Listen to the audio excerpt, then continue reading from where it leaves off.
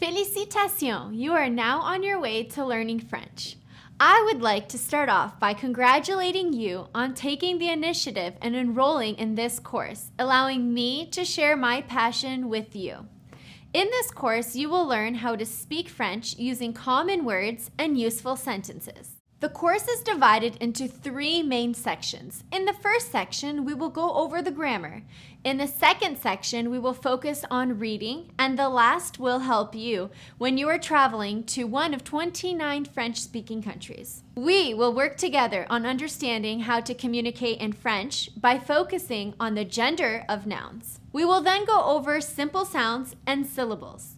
In the third and final section, we will focus on useful words and phrases needed when traveling to a French-speaking country.